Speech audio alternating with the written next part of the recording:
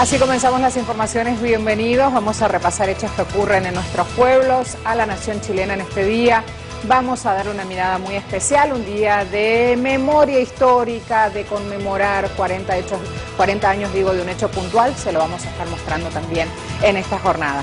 Nos acompaña nuestro equipo en Telesur Noticias a esta hora Abraham Verduga, ya viene desde hace días sumándose con nosotros, así que Abraham, ¿estamos Marcela, listos? ¿cómo estás? Un excelente día.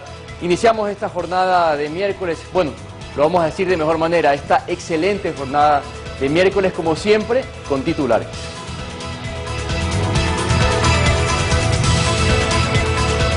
Presidente estadounidense Barack Obama ratifica su intención de intervenir Siria, aunque afirma que no enviará tropas a Damasco. Nicaragua llama a Colombia a dialogar para acatar dictamen limítrofe de La Haya, mientras el presidente colombiano considera inaplicable el fallo de la Corte Internacional de Justicia en La Haya. Gobierno de Venezuela reitera la salida de la Convención Americana de Derechos Humanos y es una decisión soberana, han dicho sus autoridades. El gobierno colombiano y la Federación Colombiana de Educadores firmaron un acta de compromiso que pone fin al paro de trabajadores de la educación que afecta a ese país. Estudiantes chilenos toman las calles conmemorando los 40 años del golpe de Estado contra el presidente Salvador Allende.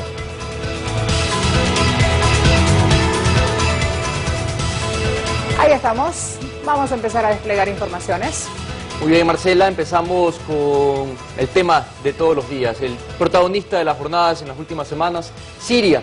Y es que la Comisión Investigadora de la ONU sobre Siria publicó su informe que indaga en los crímenes cometidos en el conflicto armado de ese país árabe. Fue así un documento oficial que está cubriendo el periodo entre mediados de mayo y mediados de julio de este presente año 2013. La Comisión menciona, sin poder confirmarlas, acusaciones relacionadas con la utilización de armas químicas.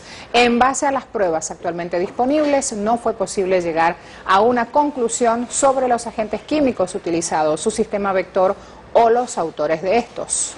El informe denuncia a las fuerzas antigubernamentales que cometieron crímenes de guerra, asesinatos, ejecuciones sumarias, actos de tortura, secuestros y ataques contra objetivos protegidos.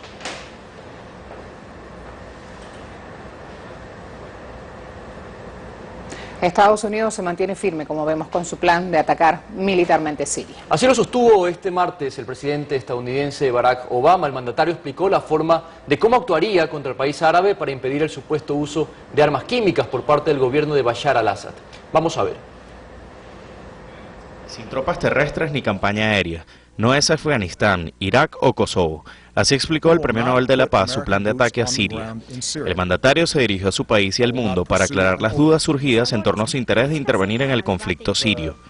Justificó su plan alegando un único interés, frenar el supuesto uso de armas químicas por parte de Bashar al-Assad, del cual afirma poseer pruebas, pero prefiere no publicar. No voy a enviar tropas estadounidenses a Siria. No voy a buscar una acción abierta como las de Irak o Afganistán. No voy a perseguir una campaña aérea prolongada como las de Libia o Kosovo. Este sería un ataque limitado para alcanzar un objetivo muy claro: evitar el futuro uso de armas químicas y debilitar las capacidades de Assad. Fue un discurso lleno de detalles, expresado de forma sencilla y en tono familiar, centrado en explicar el posible ataque como una ayuda a Siria. No creo que nadie en este país quiera que el presidente haga una intervención militar en Siria. Creo que no es lo que queremos y no creo que debamos mantenernos con eso. Obama admitió haber recibido cartas de ciudadanos exigiéndoles retroceder en su iniciativa belicista. Sin embargo, el presidente se mantuvo firme en su posición y aseguró que el ataque tarde o temprano ocurrirá. Si no actuamos, el gobierno de Assad no va a tener ninguna razón para dejar de usar armas químicas. A medida que la prohibición de este tipo de armas comience a deteriorarse, otros tiranos no van a tener ninguna razón para pensar dos veces el hecho de adquirir y usar gases venenosos. Con el tiempo, nuestras tropas van a tener que enfrentar nuevamente el prospecto de ataques químicos en el campo de batalla, y sería mucho más fácil para las organizaciones terroristas obtener este tipo de armas y usarlas para atacar a los civiles. Por otro lado, fue suspendida la reunión del Consejo de Seguridad de la ONU de este martes, que debatiría la propuesta rusa de poner las armas químicas bajo control internacional. La reunión fue cancelada por acciones de Estados Unidos, Francia y Reino Unido, que planean entregar una resolución para autorizar el ataque, incluso si se entregan las supuestas armas. El gobierno de Rusia condenó estos actos, por lo que su canciller y el de los Estados Unidos se reunirán este jueves para llegar a un acuerdo.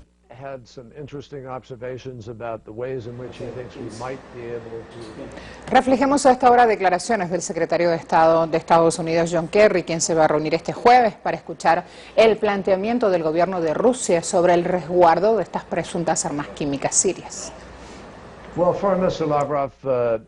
El ministro de Relaciones Exteriores de Rusia, Lavrov, realizó una serie de observaciones interesantes sobre las formas en las que podríamos tener la capacidad de lograr todo esto. Lavrov nos está enviando esas observaciones y serán formalizadas en el transcurso del día.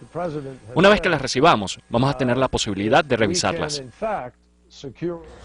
Les propongo ahora ver cómo en Washington el objetivo del gobierno sobre un posible ataque militar en Siria busca el apoyo en el Congreso. Mientras esto transcurre, más organizaciones pacifistas llaman la atención contra la guerra. Nuestra enviada especial a Washington, Aisa García, nos informa. Se han instalado aquí, justo en el cruce más concurrido de senadores y congresistas en Washington. Se oponen a una ofensiva militar en Siria.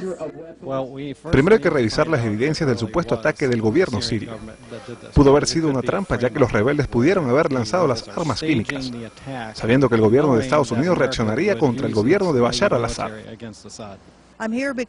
Estoy aquí porque me opongo enérgicamente a una ofensiva militar contra Siria. Fui diplomática y estuve en el ejército. Conozco cómo actúa el gobierno. Pero el presidente de Estados Unidos ha seguido buscando apoyo en el Capitolio, mientras crece la aceptación internacional a la iniciativa de Rusia que busca asegurar el control de los arsenales de armas químicas de Siria. Aún así, altos funcionarios de la Casa Blanca no descartan la opción militar. Tenemos que seguir demostrando a Siria, Rusia y al mundo que no vamos a caer en tácticas dilatorias. Si el reto al que nos enfrentamos va a tener el potencial de convertirse en una propuesta real, es solo debido a la amenaza del uso de la fuerza que estamos discutiendo hoy. Y esa amenaza es más convincente si el Congreso apoya al comandante en jefe. La amenaza de un ataque estadounidense a Siria debe ser real, creíble, y la acción militar de Estados Unidos debe continuar, como hemos dicho hoy.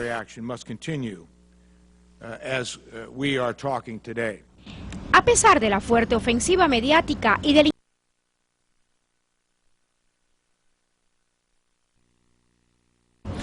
Primero que todo, estoy indeciso sobre si Estados Unidos debería usar la fuerza militar o no en Siria. No me han convencido, pero en todo caso la decisión debe ser tomada en interés a la seguridad de Estados Unidos. Me opongo a una acción unilateral de los Estados Unidos en este momento. Creo que el presidente no ha articulado un plan donde él explica todas las consecuencias, ¿verdad? Y sus acciones. Se trata con certeza del mayor rechazo expresado por los estadounidenses a un conflicto bélico. Ni siquiera la guerra en Afganistán de 2001 ni la de Irak en 2003 generó tanta reticencia y rechazo como ha generado este posible ataque a Siria en el Congreso donde nos encontramos y también entre la población estadounidense que se dice harta y cansada de más de una década de conflictos bélicos por parte de Estados Unidos. Aisa García, Telesur, Washington. Y allí nuestra enviada especial en Washington nos hablaba un poco más de este tema. Rusia ya por lo pronto entregó al Consejo de Seguridad de Naciones Unidas las pruebas de que los grupos armados sirios usaron armas químicas contra la población civil. Una tesis, Marcela, que se contrapone absolutamente con lo manifestado por el gobierno de Estados Unidos. Ellos manifiestan más bien que es el gobierno sirio el que usa armas químicas contra la población. Siria, por su parte, ha dicho que el uso indiscriminado de estos químicos se da por parte de los sediciosos contra la aprobación gubernamental. Así ya está confirmado, lo dijo el director del Comité para Asuntos Internacionales de la Duma Estatal ruso, Alexei Pushkov. Fue durante una intervención frente a los parlamentarios rusos. Al mismo tiempo, Pushkov advirtió que existen fuerzas que insisten en que un escenario militar es el único posible en Siria. Para Rusia es fundamental que Estados Unidos retire definitivamente la amenaza de un ataque a Siria para así comenzar un proceso de diálogo y reconciliación en esa nación árabe. Veamos a su vez cómo el Consejo del Golfo afirma que esta propuesta de Rusia de colocar armas químicas sirias bajo control internacional no detendrá el derramamiento de sangre en ese país. Este grupo está formado por las principales monarquías del Golfo Pérsico y exigió a la comunidad internacional tomar medidas disuasivas contra Damasco. Los países del Golfo también insisten en mantener una postura fija y unida de apoyo a la oposición siria. Esta declaración se da en momentos en que el periódico USA Today denuncia que Arabia Saudita envió a Siria a más de 1 millar de presos condenados a muerte para luchar contra el ejército. Este martes en Buenos Aires decenas de personas se manifestaron frente a la Embajada de Estados Unidos para rechazar la intervención y el ataque que pretenden realizar contra Siria. El acto de calle fue organizado por la Confederación de Entidades Argentino-Árabes, que acusó al gobierno de Barack Obama de instigar a una guerra civil en el país árabe. El presidente del organismo, Gustavo Musa, indicó que el gobierno de Obama, junto a sus aliados en la región, se han dado la tarea de financiar y dar armas a mercenarios y rebeldes, tanto sirios como de otros países. Veamos imágenes de esta participación en el Encuentro Internacional Antifascista por la Paz y por la Vida del escritor uruguayo Eduardo Galeano, quien criticó la inversión económica que el gobierno de Barack Obama hace para generar más violencia en naciones que le son adversas. La verdad es que este mundo incapaz de luchar contra la pobreza, que es lo que debería de hacer, está en guerra contra los pobres. Y eso implica presupuestos militares enormes, como el de Estados Unidos, que abarca la mitad del presupuesto, el presupuesto militar. O sea, el nombre artístico del presupuesto criminal, ¿no? Es absurda la distribución de la riqueza en el mundo, absolutamente absurda, y no solo por estas cifras obscenas que se dedican a la producción de muerte, a la industria de la muerte, que es la industria militar. Allí están entonces esas declaraciones y esta industria para la muerte, como decía Galeano en esas palabras. ¿Nos preparamos a ver otros temas? Vamos a revisar la agenda de inmediato, Marcela. Miércoles 11 de septiembre, allí vamos entonces con temas para esta jornada. Vamos a estar atentos a lo que sucede en Chile. Inicia el encuentro intercontinental contra el fascismo en conmemoración de los 40 años que se cumplen del golpe de Estado perpetrado por Augusto Pinochet al gobierno de Salvador Allende. También en Estados Unidos hay actividades de conmemoración a los 12 años que se cumplen de la caída de las Torres Gemelas en Nueva York, consecuencia del ataque unilateral de este país contra Afganistán. La Comisión Económica para América Latina y el Caribe, CEPAL, dará a conocer el documento Panorama de la Inserción Internacional de América Latina y el Caribe 2012-2013 para analizar el comportamiento del comercio exterior en la región. Y atención con esta actividad que fue mencionada como restringida. Es un consejo de ministros que se hace en Francia. Va a tratar el tema de la crisis en Siria, convocado por su presidente François Hollande. Nos preparamos a una pausa ahora. Sí, y al regreso tenemos mucha más información. Por ejemplo, veremos cómo representantes sindicales del magisterio en Colombia iniciarán ya el levantamiento del paro luego de haber logrado un acuerdo con el gobierno nacional. También veremos cómo en Guatemala decenas de personas protestaron frente a la Embajada de Honduras, esto en respaldo a la líder indígena nicaragüense Berta Cáceres.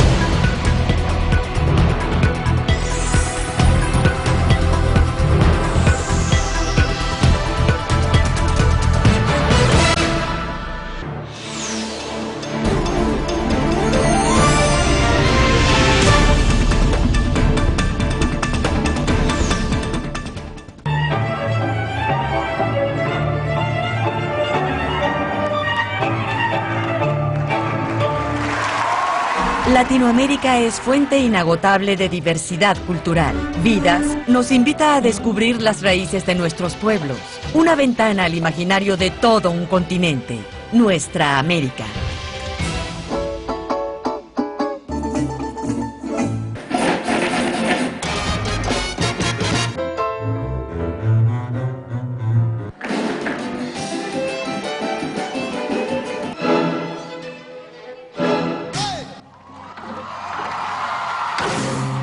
Conozca personajes, obras, pasiones, creencias, historias.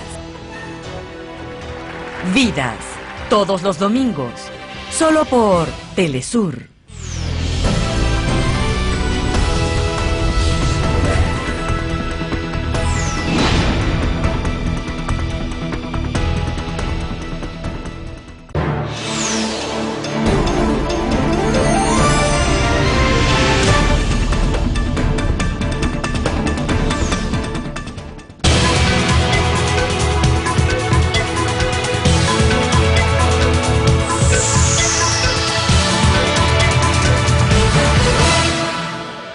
Revisamos otros temas hasta ahora. Enseguida, Marcela, y es que este problema territorial que existía entre Nicaragua y Colombia finalmente ha llegado a una resolución. La Haya se pronunció y bueno, esto ya ha traído inevitablemente algunas reacciones. Fue el mandatario de Nicaragua, Daniel Ortega, quien llamó a Colombia a dialogar para acatar este fallo de la Corte Internacional de Justicia de La Haya. El gobernante nicaragüense hizo énfasis que junto al gobierno de Colombia no pretenden llevar la disputa marítima a un conflicto de mayores magnitudes. Vamos a revisar. Finalmente dictó sentencia. Y la sentencia favoreció a Colombia en tanto otorgarle a Colombia la posesión de San Andrés y el archipiélago. Derecho que nosotros reclamábamos y esperábamos que la Corte se pronunciara a nuestro favor. Pero la Corte decidió fallar en ese terreno a favor de Colombia. Y por otro lado, la Corte decidió y definió unas fronteras marítimas que le dan a Nicaragua, le permiten a Nicaragua recuperar 90.000 kilómetros en territorio marítimo. Marcela, recordemos que el pasado lunes el gobierno colombiano consideró inaplicable el fallo de la Corte Internacional de Justicia de La Haya que ordena a Colombia ceder a Nicaragua cerca de 75.000 kilómetros cuadrados de mar. Según el presidente de Colombia, Juan Manuel Santos, los límites del país deben ser aprobados por el Congreso de la República y ratificados por la Corte Constitucional. Aquí escuchamos. Es clara y es firme. El fallo de la Corte Internacional de Justicia aplicable, no es y no será aplicable hasta tanto se celebre un tratado que proteja los derechos de los colombianos, tratado que deberá ser aprobado de conformidad con lo señalado en nuestra Constitución. Repito la decisión que he adoptado. Sin un tratado, el fallo de la Corte Internacional de Justicia no es aplicable. Vamos a cambiar de tema, pero nos mantenemos en Colombia, y es que este miércoles se levantará el paro de profesores que afectó al país por un día. Esto tras llegar a un acuerdo con el gobierno nacional. El martes, miles de maestros salieron a marchar por las calles de Bogotá, y los vemos. Esto para reclamar reivindicaciones contractuales, salariales y sociales. En horas de la tarde, representantes sindicales del magisterio se reunieron con el gobierno de Juan Manuel Santos para dialogar y llegar a una solución definitiva a la huelga. Se conoció con el levantamiento que se dará este miércoles y jueves, entre estos 2 días, el gobierno se compromete a mejorar los salarios y establecer un mejor sistema de salud para los docentes. Pero además tenemos que estar atentos a lo que ocurre en el Cauca. Los campesinos de esa región mantienen bloqueadas las carreteras esperando que el gobierno nacional cumpla con lo que prometió. Allí siguen los labriegos, como vemos en las vías, en las calles. Dicen que no levantarán la medida hasta que las autoridades atiendan de manera real y efectiva sus demandas. Recordemos que ya en otras zonas del país los campesinos levantaron los bloqueos que mantenían desde hace más de 2 semanas. Venezuela ratificó su salida de la Convención Americana de Derechos Humanos, una entidad que aglutina a dos, la Corte Interamericana y la Comisión Interamericana de Derechos Humanos, hoy desconocidas por Venezuela. Esto tras obedecer, según Venezuela, a otros intereses y no favorecer a los pueblos. En la nación suramericana, diversas han sido las reacciones. Teófilo Griffin nos trae este informe. Se materializa lo anunciado por el presidente Hugo Chávez. Venezuela decide separarse de la CIDH. Las autoridades de este país argumentan que el organismo persigue a gobiernos progresistas y no rectificó en sus políticas. Mónica Venegas integra la Comisión por la Justicia y la Verdad, encargados de investigar cerca de 4.000 casos de tortura y desapariciones ocurridas en Venezuela entre los años 60 y 90, hechos que aseguran nunca fueron de interés para la Corte Interamericana de los Derechos Humanos. Tenemos 30 amigos cercanos, no digo los demás, que era gente que conocíamos pero no tan cercanos, que habían desaparecido o estaban presos o habían sido torturados. O sea que la violación fue masiva y muy dura de esos años. Que el sistema interamericano de derechos humanos no siga el ejemplo. Ni un caso admitido por la CIDH han sido para favorecer a los humildes, ha dicho el canciller Elías Agua en rueda de prensa. Reiteró la denuncia contra la Corte que puso en duda la muerte de 11 venezolanos durante el golpe de Estado del 2002 contra Hugo Chávez. Nos estamos saliendo porque la Corte Interamericana ha fallado de manera parcializada contra corruptos, contra terroristas, que ni siquiera están en el país, son prófugos de la justicia venezolana.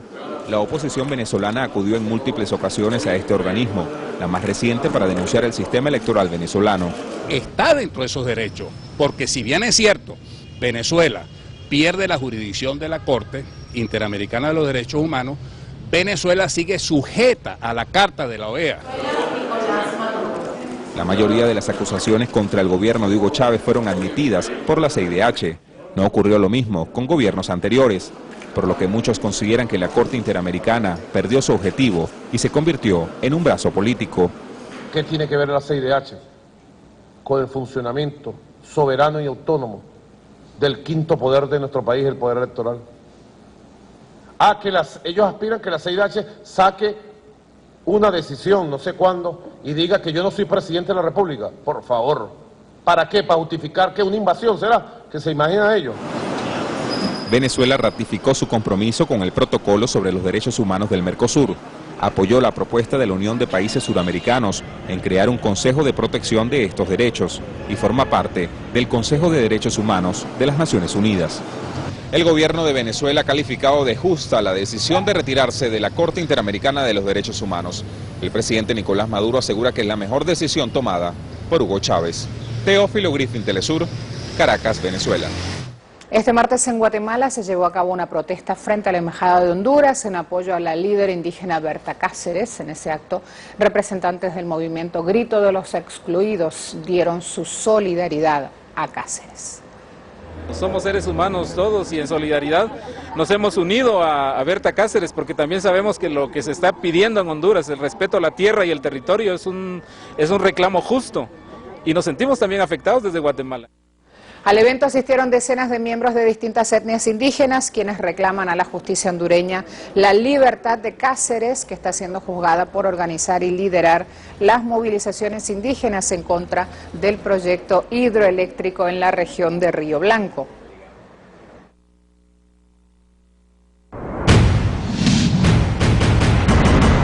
Pagaré con mi vida la lealtad del pueblo. Tengo la certeza que la semilla que entregáramos a la conciencia no podrá ser cegada definitivamente. He decretado a partir de esta fecha el estado de sitio en todo el territorio nacional.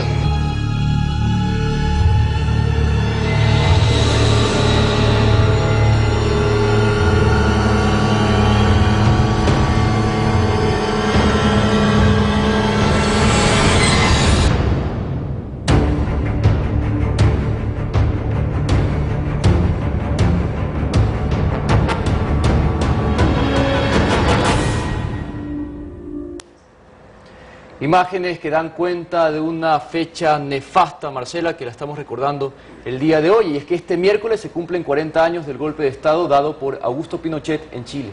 Los estudiantes de ese país ya están movilizados desde días previos para condenar esta asonada militar que derrocó al presidente socialista Salvador Allende. La madrugada de hoy, grupos de encapuchados realizaron bloqueos en distintos puntos de la capital, Santiago de Chile, para manifestar su rechazo contra el gobierno de Sebastián Piñera. Según el ministro del Interior chileno, Andrés Chadwick, se ha reforzado la seguridad de las principales ciudades del país, esto ante posibles movilizaciones que recuerden el golpe militar de Augusto Pinochet. El dispositivo especial de carabineros que ha funcionado durante todos estos días y con especial reforzamiento durante la noche va a continuar durante todo el día de hoy, y solo esperamos que si hay manifestaciones o si hay conmemoraciones, estas sean completas y totalmente pacíficas. Pero ahí, ministro, tenemos hasta el momento 13 detenidos y esa es la cifra que tenemos hasta el momento. Podríamos tener un número mayor cuando ya nos lleguen las cifras completas. Un grupo de universitarios se reunieron en la capital chilena para recordar a los asesinados durante la dictadura militar. En esa actividad, los jóvenes señalaron que la institucionalidad impuesta por Pinochet aún sigue vigente en el país. El estudiantado denuncia además que el pueblo sigue sufriendo hoy día el atropello de las autoridades. México también se suma a estos actos en conmemoración del 40 aniversario del golpe de Estado que derrocó en el 73 al entonces presidente Salvador Allende, el gran integrador de nuestros países. Vemos este informe. El sociólogo Darío Salinas Figueredo vive en México desde 1976. Al igual que miles de chilenos, se vio obligado a abandonar su país después del golpe de Estado que derrocó a Salvador Allende. El trabajo sucio lo hicieron las Fuerzas Armadas. El trabajo intelectual vino de lejos, estuvo forjado desde el norte, desde la política norteamericana, desde los propósitos del Pentágono.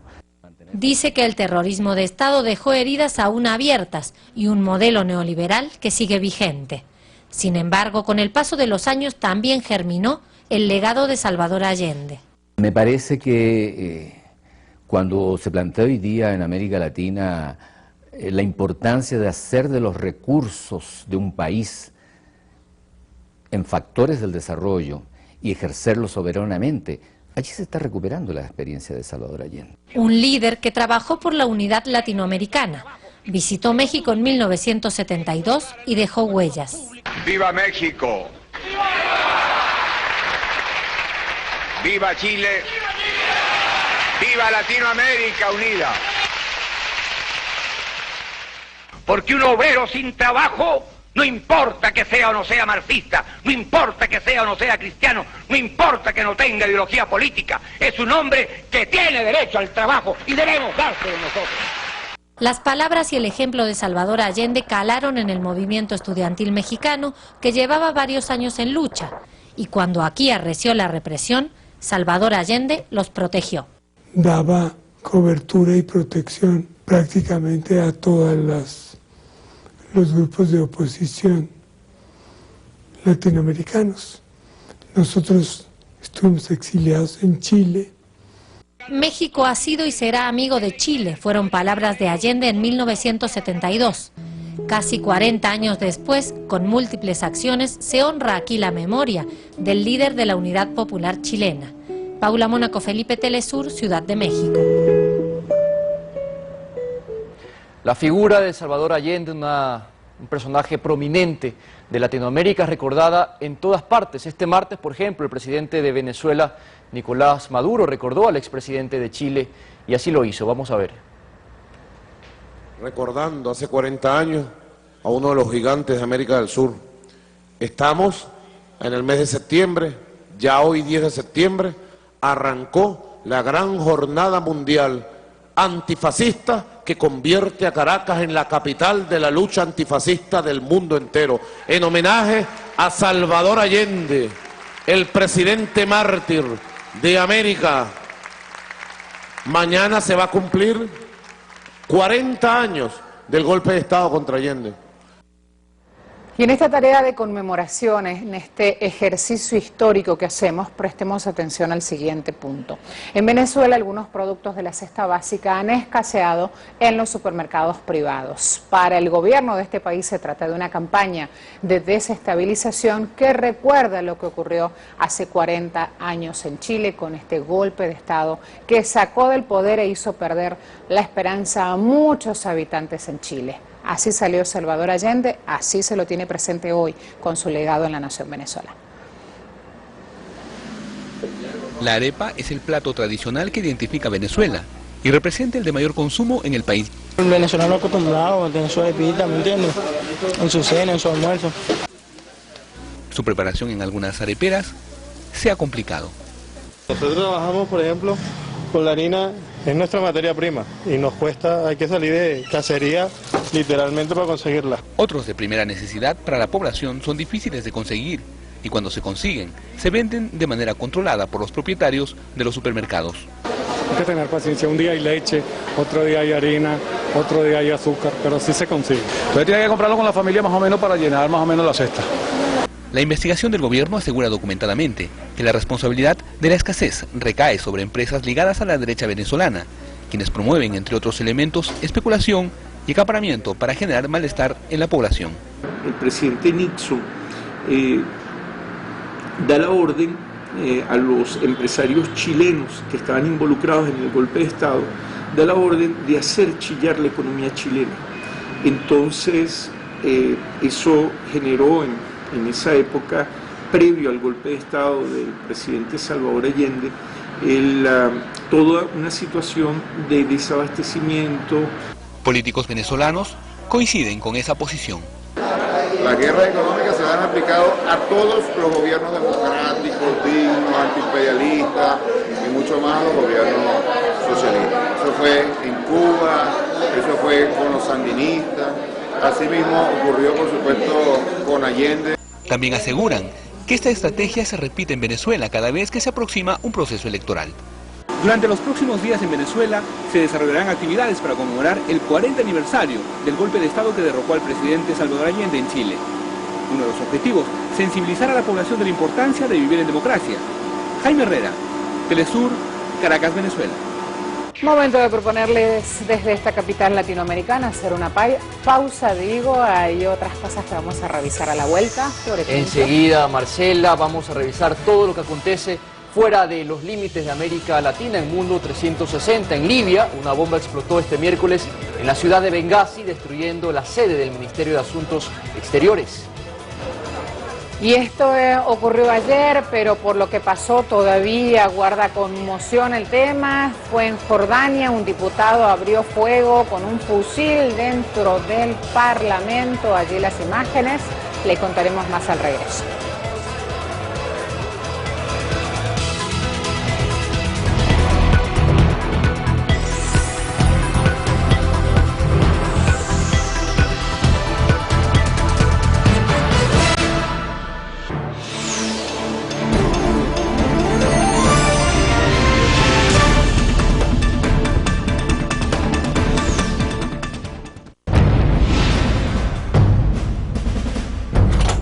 De septiembre de 1973. Apenas amanece en Chile cuando las Fuerzas Armadas toman la ciudad de Valparaíso. Media hora después ya se encuentra reunido todo el alto mando golpista en Santiago. El vicealmirante Patricio Carvajal, los generales Augusto Pinochet, Gustavo Ley y César Mendoza. A las 7:30 de la mañana, Salvador Allende llega al Palacio de la Moneda. Casi 2 horas después, el presidente transmite a través de Radio Magallanes su último discurso público. Pagaré por mi vida la lealtad del pueblo. Tengo la certeza que la semilla que entregáramos a la conciencia no podrá ser regada definitivamente. La casa de gobierno es bombardeada, resulta casi imposible respirar. Se producen enfrentamientos en universidades, industrias y poblaciones. Es la 1:30 de la tarde cuando efectivos militares entran en la Moneda. Es el segundo piso. Después de una intensa balacera, el presidente Allende pierde la vida. El cuerpo de Allende, cubierto con una manta boliviana, es retirado por efectivos militares. Luego de que los militares logran inmovilizar y controlar al país bajo un estado de sitio, se constituye una junta militar que daría paso a 17 años de dictadura marcada por torturas, desapariciones y asesinatos. 11 de septiembre de 2013. Golpe a Allende. 40 años de una traición.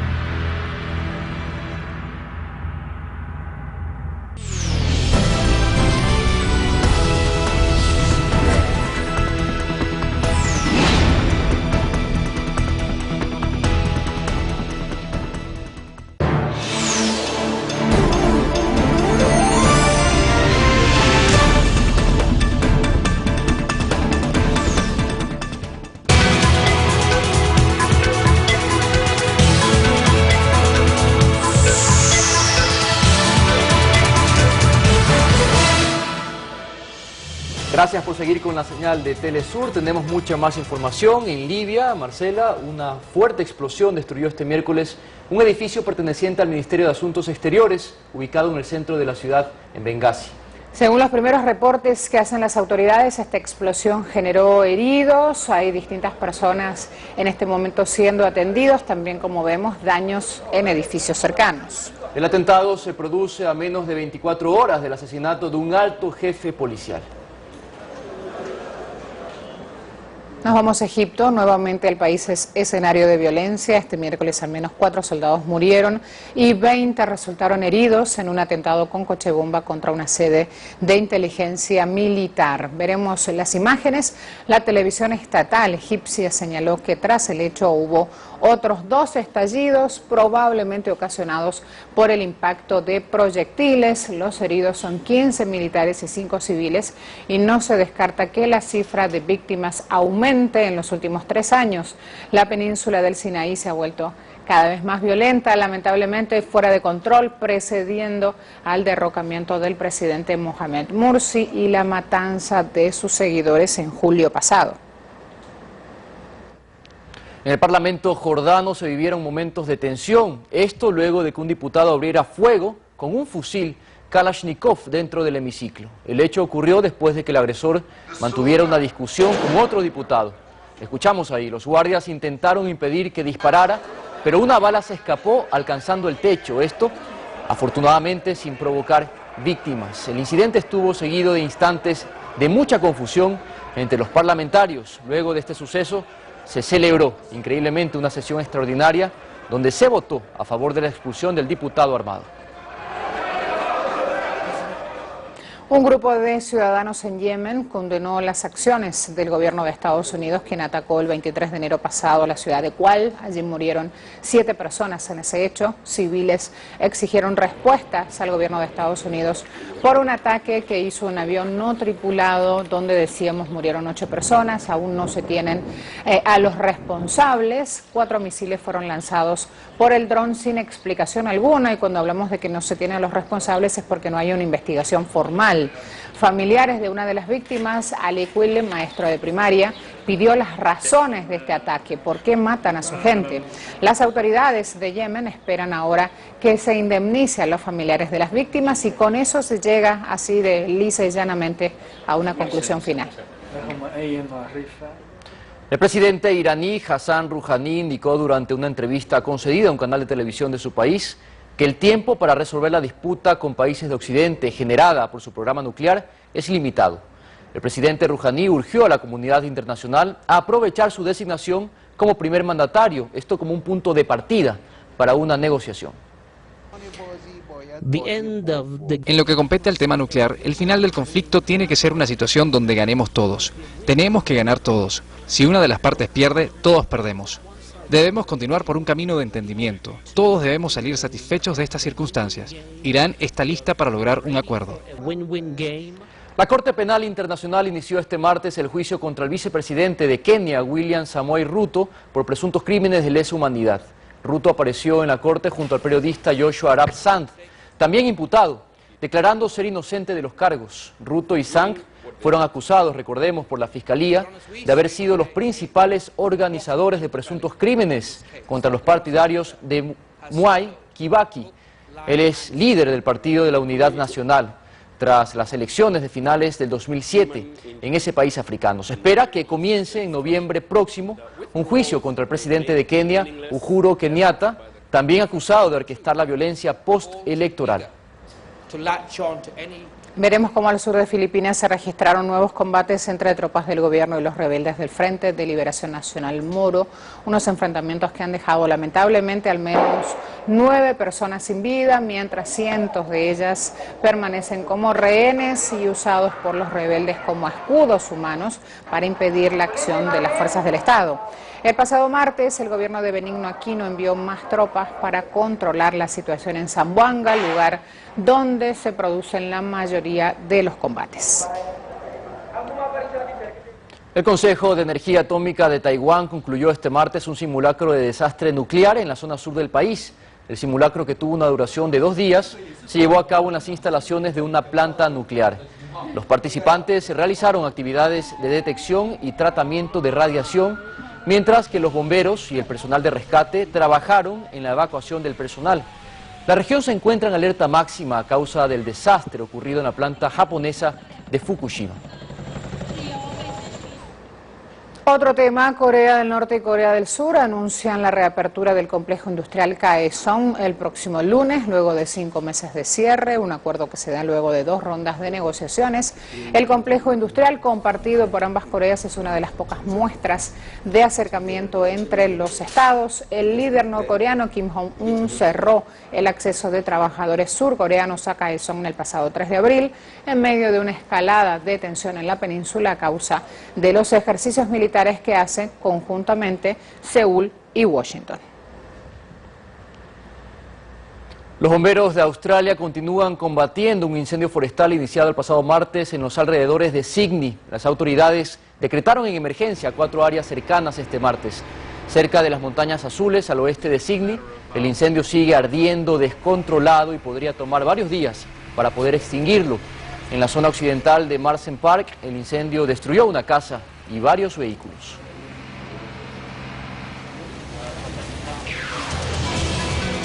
Luego de esa imagen, pausa nuevamente, nos preparamos a revisar hechos deportivos en nuestra pantalla. De inmediato, mucha expectativa con los resultados de las eliminatorias. Mi país, lamentablemente, Marcela, Ecuador, empató.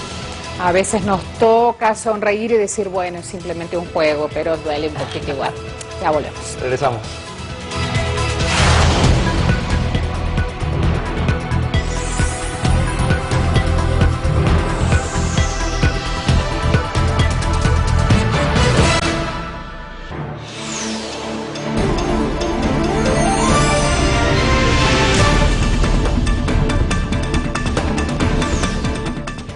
Esta es la historia de un pueblo que piensa que algo no funciona y propone alternativas. Cree que el poder del Estado le es propio y que su voluntad puede transformar un sistema económico para que funcione en favor de todos y de cada uno. Inventar un nuevo mundo con igualdad, participación, educación y redistribución de lo que producimos. Es la semilla que se esparce, que quiere crecer. Esta historia se llama Chávez.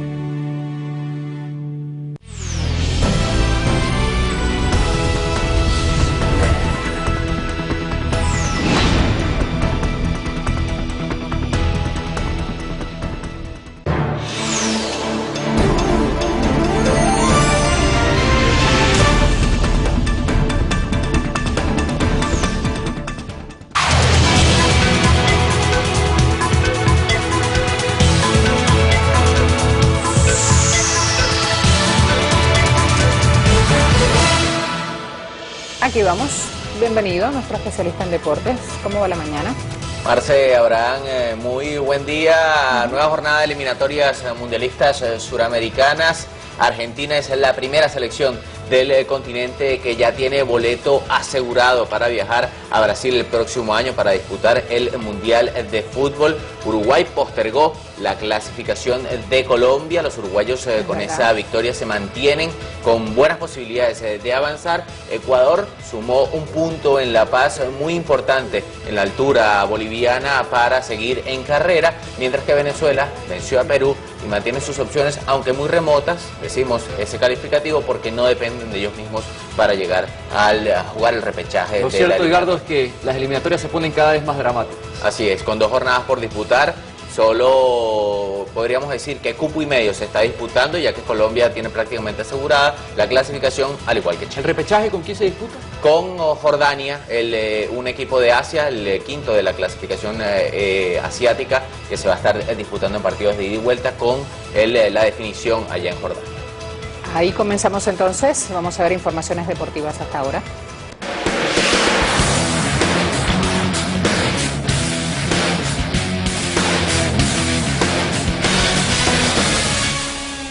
Y Argentina goleó a domicilio por 5-2 a Paraguay con doblete de penalti de Lionel Messi y se clasificó al Mundial de Brasil 2014 al llegar a 29 puntos en el liderato de la clasificación de las eliminatorias suramericanas. La albiceleste llegó al Estadio Defensores del Chaco en Asunción con la misión de sumar al menos un punto para obtener el boleto mundialista. El primero de los argentinos cayó al dosi de penal tras una falta de Sergio Agüero del portero Roberto Fernández. Lionel Messi facturó el primero de 2 en la fecha. 6 minutos después igualó José Núñez para Paraguay, pero el 32 Agüero con un remate de zurda puso de nuevo en ventaja a Argentina.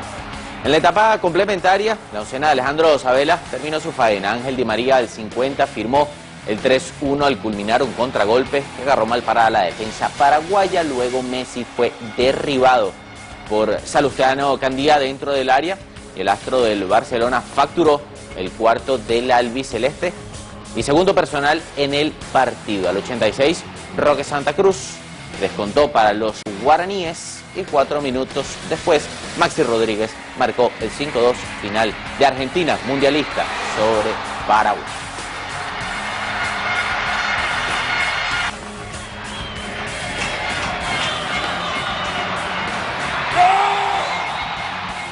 En los demás resultados, Ecuador rescató un punto de Bolivia y quedó muy cerca, en principio, de asegurar el repechaje. Uruguay doblegó a Colombia, postergando la celebración de los colombianos y mirando próximo Brasil 2014. Y Venezuela mantuvo sus posibilidades, aunque remotas, al ganar a Perú, pero afectado por el empate de los ecuatorianos y el triunfo de los uruguayos. Así queda la clasificación jugada, la fecha 16 del proceso eliminatorio. Argentina clasificado es líder con 29 puntos, Colombia se mantuvo segundo con 26, Chile, que estuvo de descanso, es tercero con 24 unidades, la cuarta posición la ocupa Ecuador, igualada en puntos con Uruguay, pero con mejor diferencia de goles. En la próxima fecha, la 17, que se jugará el 11 de octubre, Argentina, ya con boleto al Mundial, recibe a una eliminada selección de Perú. Ecuador y Uruguay se pugnan la cuarta plaza que da pasaje directo. Colombia y Chile buscarán las unidades que les faltan para asegurar su presencia en Brasil, y Venezuela debe golear a Paraguay y esperar por lo que hagan ecuatorianos y uruguayos, quienes de sumar un punto eliminarían a los venezolanos.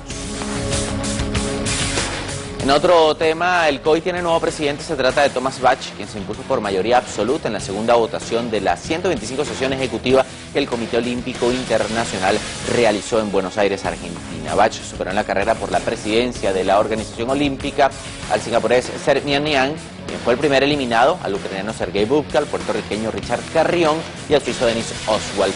El germano sucede en la presidencia al belga Jacques Roche en el cargo desde 2001, y cumplirá un primer mandato de 8 años renovables por 4 más. El presidente del COI se elige en sucesivas rondas eliminatorias hasta que un candidato alcance la mayoría absoluta.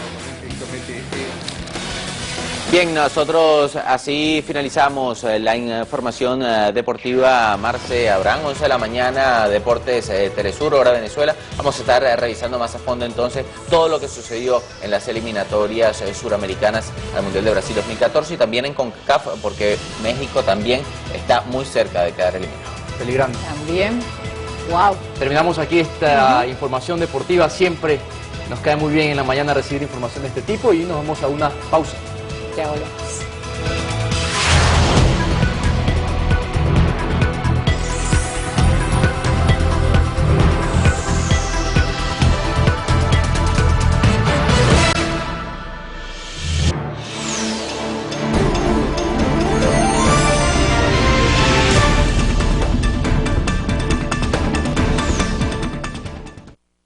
Les presentamos un repaso por la agenda de la semana con las informaciones de mayor impacto. Tocó tirarnos al monte. El incendio calcinó 40 humildes casas del sector. Monitoreamos los acontecimientos claves de la semana, un recorrido periodístico de las informaciones más relevantes en el panorama mundial. Las autoridades locales declararon la zona en emergencia. El primer país que llegue en Haití fue el pueblo Venezuela y con Chávez. Síntesis es su cita semanal con los sucesos que fueron noticia en América Latina y el mundo. Síntesis, todos los sábados, solo por Telesur.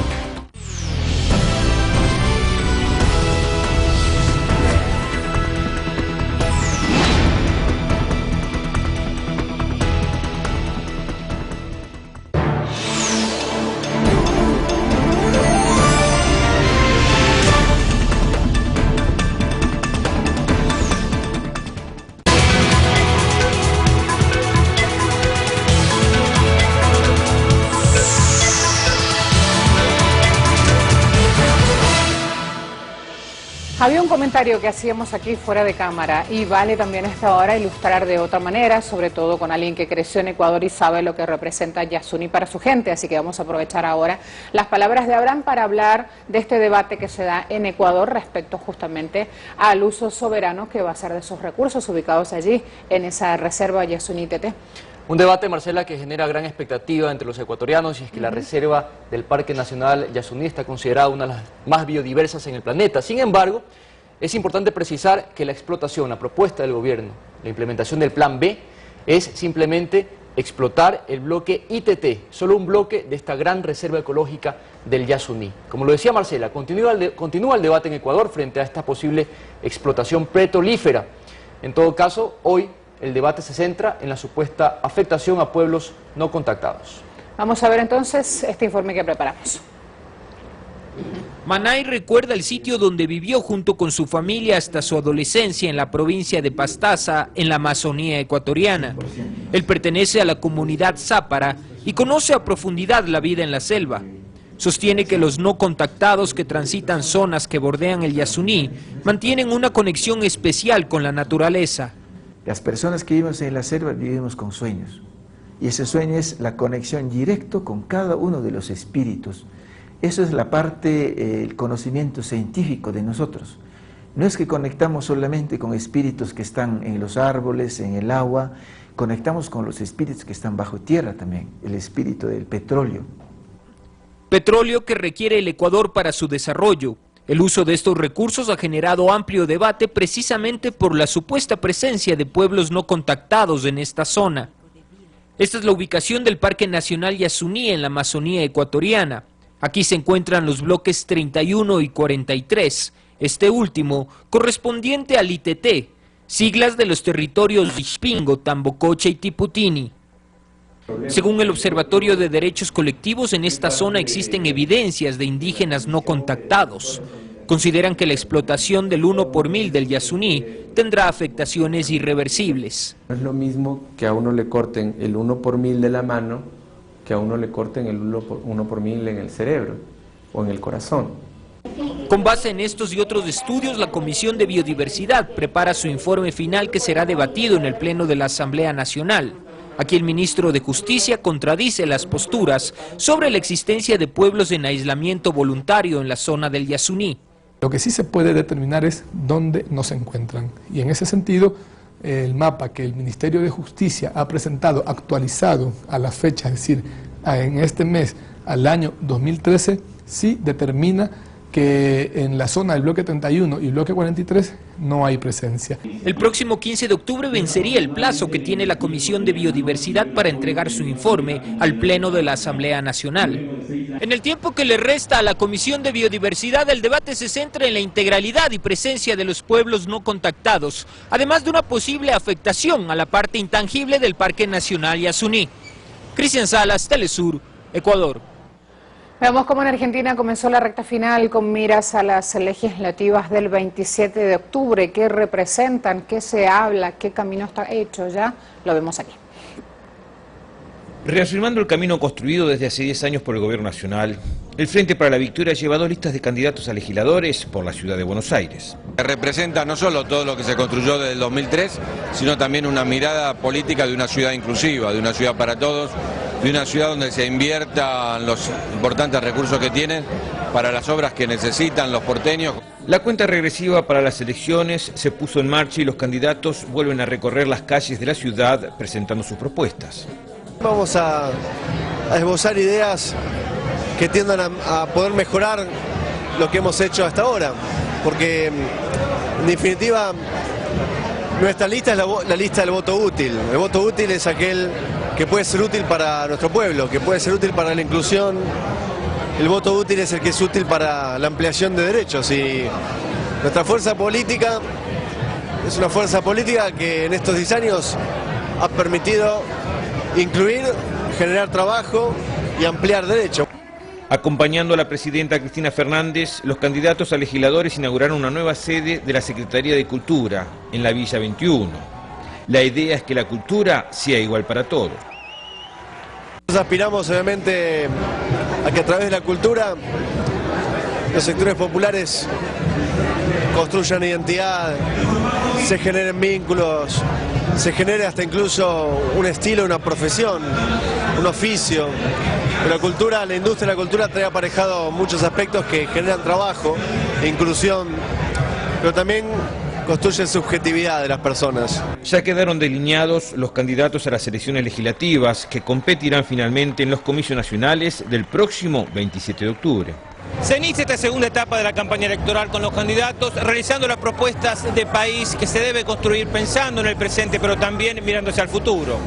Edgardo Esteban, Telesur, Buenos Aires. Y bien, vamos a pasar de inmediato a Agenda Abierta. Marcela, te veré con mucha atención, te escucharé, pero con un café en la mano. Ay, qué bueno. Allí vamos a empezar con Agenda en minutos nada más en pantalla de Telesur. Tema central, vamos a hablar de Siria, de esta propuesta de Rusia de llevar bajo resguardo las supuestas armas químicas de Siria. También vemos entonces otros hechos, por ejemplo, que está diciendo Francia, que da como contraposición un plan que le están diciendo ya no es viable. Hay cosas ahí para prestar atención en estas opciones que aparecen ahora, aunque claro, el presidente de Estados Unidos, Barack Obama, desde el mismo día que anunció al país y al mundo su objetivo militar de atacar al pueblo sirio, vemos que lo sigue manteniendo. Está diciendo las cosas en el Congreso de Estados Unidos avanzan, estoy atento a esta propuesta, pero mi plan es continuar. Allí entonces una lectura de los hechos. Bueno, un interesante análisis que lo vamos a revisar de inmediato. Antes de eso, vamos con unas notas y seguimos contigo, Marcia. Bueno, muchas gracias.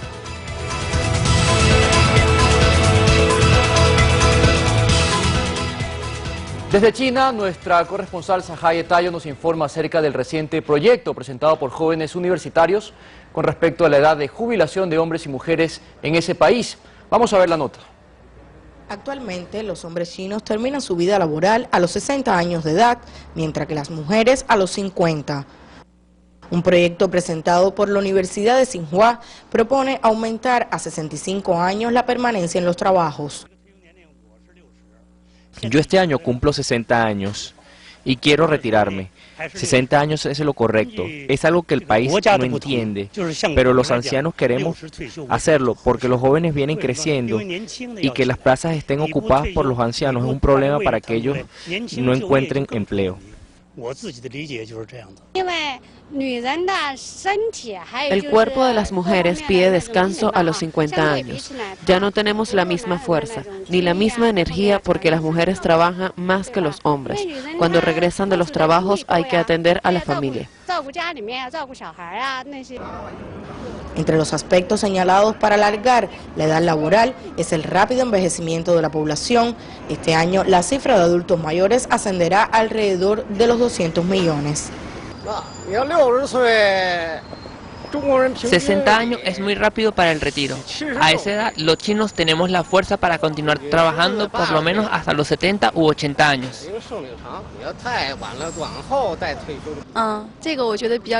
La vida de las mujeres no es igual que la de los hombres, y en los trabajos tampoco.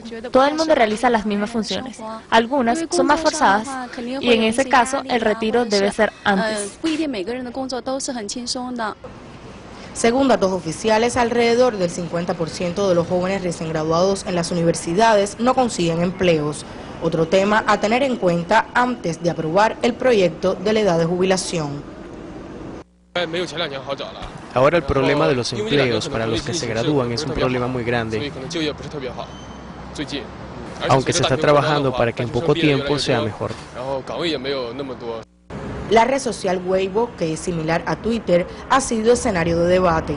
Los internautas de todas las edades discuten los beneficios y desaciertos de este proyecto. Sajayetayo, Telesur, Beijing. Y atención con esto, los 3 astronautas que permanecieron más de 5 meses en la Estación Espacial Internacional regresaron a la Tierra a bordo de una nave rusa Soyuz. La nave aterrizó sin problemas en Kazajistán con Chris Cassidy de la NASA y los rusos Pavel Vinogradov y Alexander Misurkin. Los 3 hombres fueron retirados de la cápsula y trasladados de inmediato a un centro médico para ser examinados. Los astronautas llegaron a la Estación Espacial Internacional el pasado 29 de marzo. Un niño de 6 años fue operado este martes en el sur de China con el fin de implantarle ojos artificiales. Gu Wing, hallado el pasado mes cubierto de sangre cerca de su casa en el norte de China, con los 2 ojos fuera de sus órbitas. Su tía, sospechosa de haber cometido el acto, se suicidó lanzándose a un pozo y en su ropa se encontraron restos de sangre del niño.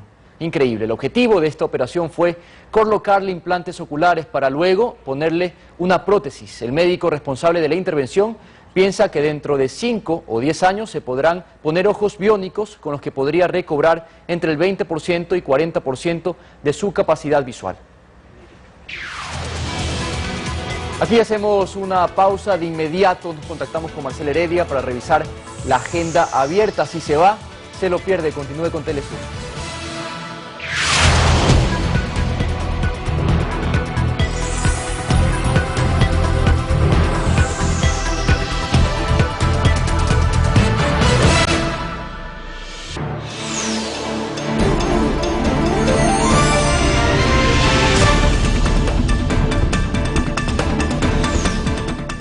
Exponemos la realidad de las noticias de América Latina y el mundo. Telesur estaba una vez más en el lugar de los hechos, haciendo historia y contando la historia de esas personas que fueron los sobrevivientes. Abordamos situaciones actuales de gran interés para nuestros pueblos. Así estas 8 estrellas que nos dejó el comandante. Un espacio de investigación periodística que analiza a fondo los temas más controversiales. El peligro es que la gente organiza entre nosotros y decidimos qué queremos hacer en nuestra sociedad.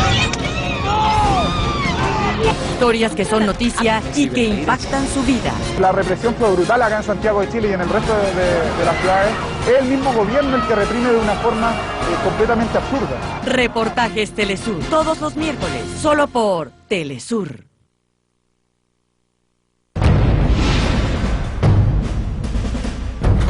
11 de septiembre de 1973. Apenas amanece en Chile cuando las Fuerzas Armadas toman la ciudad de Valparaíso. Media hora después ya se encuentra reunido todo el alto mando golpista en Santiago. El vicealmirante Patricio Carvajal, los generales Augusto Pinochet, Gustavo Ley y César Mendoza.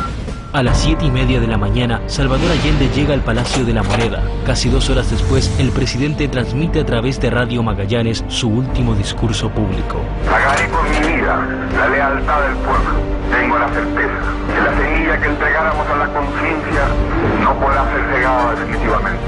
La Casa de Gobierno es bombardeada, resulta casi imposible respirar. Se producen enfrentamientos en universidades, industrias y poblaciones.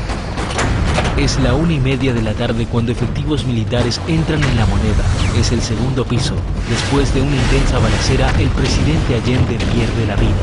El cuerpo de Allende, cubierto con una manta boliviana, es retirado por efectivos militares.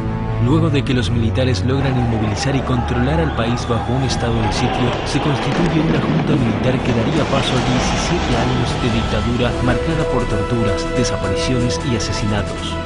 11 de septiembre de 2013. Golpe a Allende. 40 años de una traición.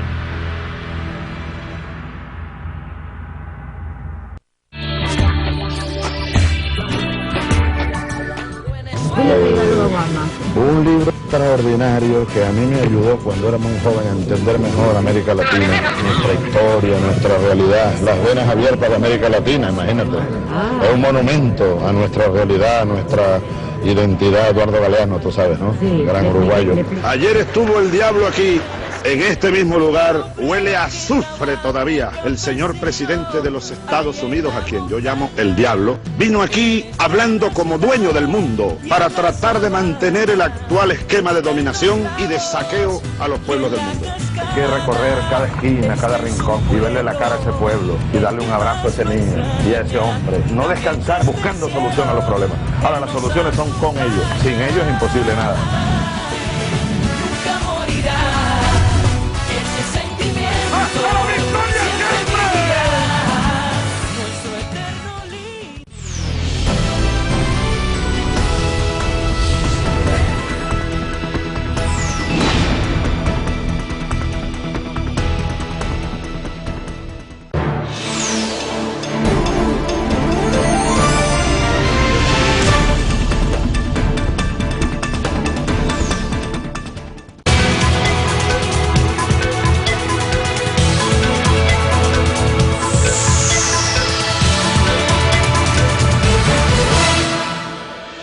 Pausas breves y mucha información. Gracias por seguir con la señal de Telesur. A esta hora nos enlazamos con Marcela Heredia, mi compañera que ya se encuentra en el estudio B, seguramente con mucho frío. Marcela, lista para la agenda abierta.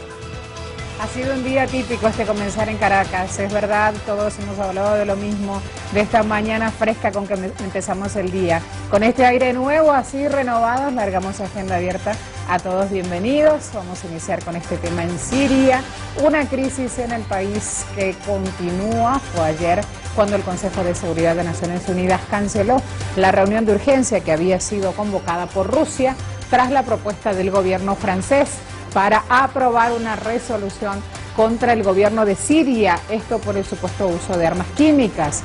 Por su parte, también tenemos, después de las imágenes de Obama, les mostraremos las imágenes del líder espiritual iraní, el ayatolá Ali Khamenei, quien dio declaraciones a la prensa, aseguró que Estados Unidos mantiene esta amenaza contra Siria para asegurar los intereses de Israel.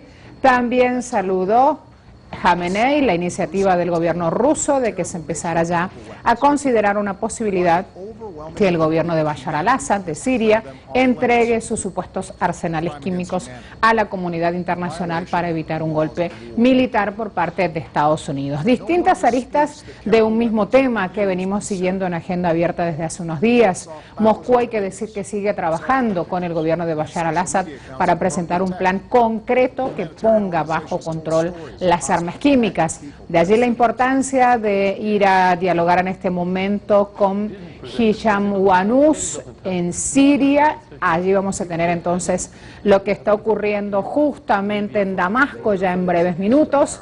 Y esto es un momento muy especial. Está hablando justamente de esta propuesta de Rusia y esta entrevista que dio Bashar al-Assad a esta cadena de televisión y que ha generado múltiples repercusiones.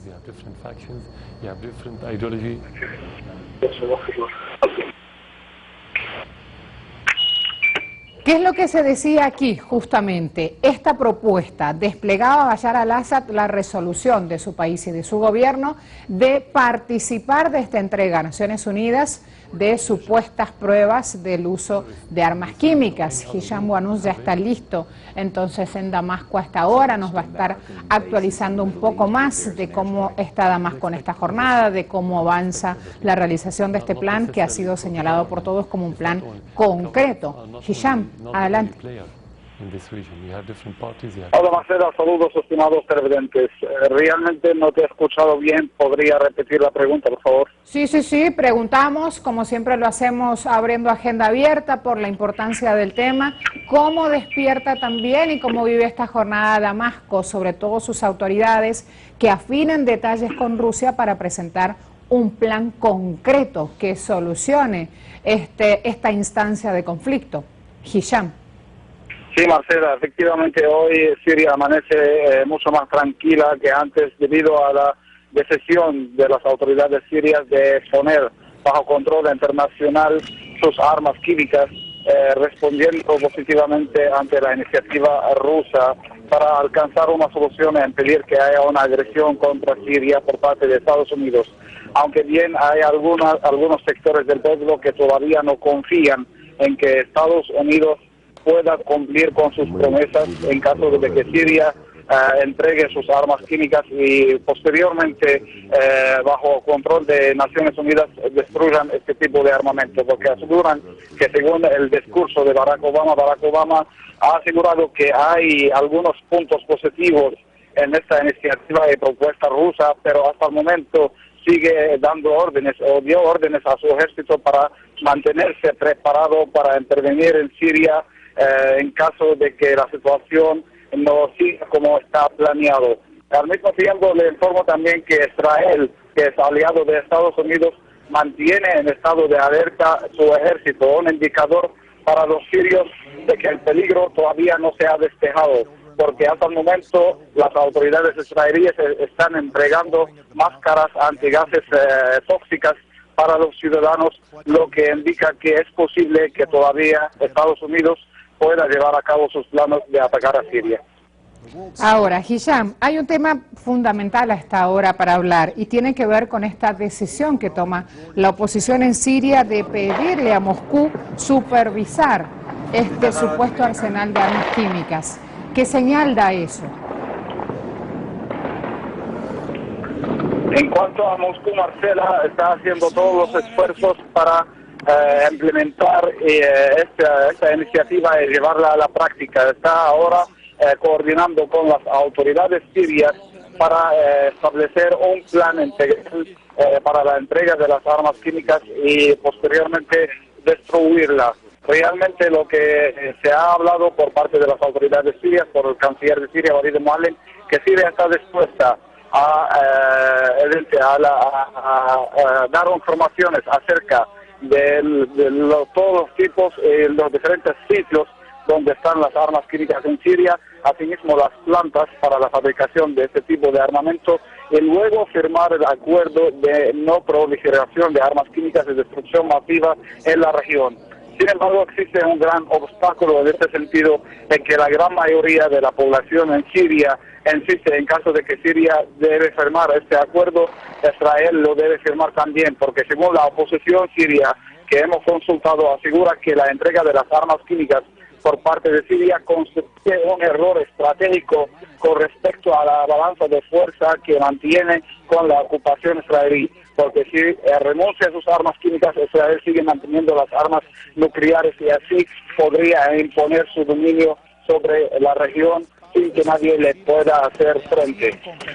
Por otro lado está Irán, que está apoyando esta iniciativa y asegurando que hay que esperar también los resultados de los expertos de Naciones Unidas sobre el uso de las armas químicas en Siria y precisar quién ha sido el autor del uso de estas armas químicas para así concretar todo el plan de evitar un ataque contra el gobierno sirio, porque Estados Unidos sigue insistiendo de que hay que juzgar a los autores de la masacre química.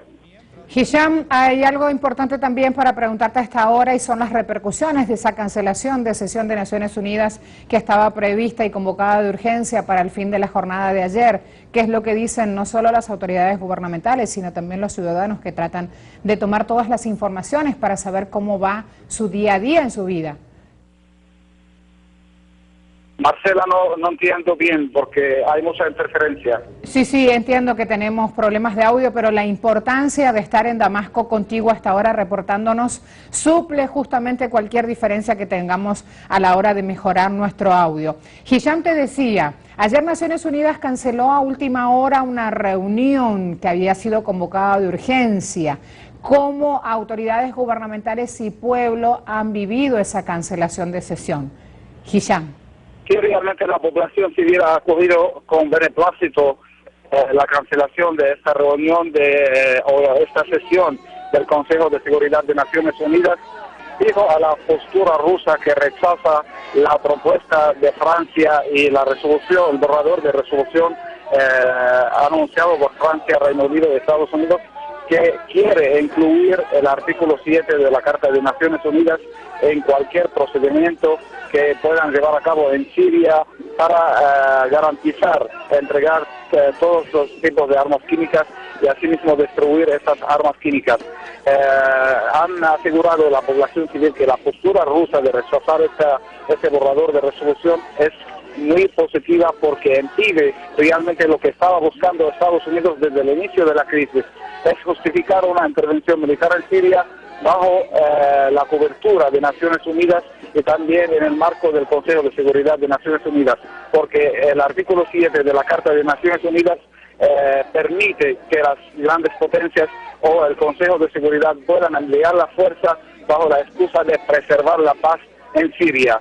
Entonces, esta propuesta ha sido rechazada, ha sido cancelada y están esperando ahora las negociaciones que se van a llevar a cabo entre el canciller ruso Sergei Lavrov y su homólogo norteamericano John Kerry el día de mañana para concretar la resolución o el borrador de resolución que deben entregar ante el Consejo de Seguridad de Naciones Unidas con respecto a Siria. Muchas gracias, Hisham, por este panorama a esta hora de lo que acontece en Damasco, en la nación siria. Será hasta un próximo contacto entonces.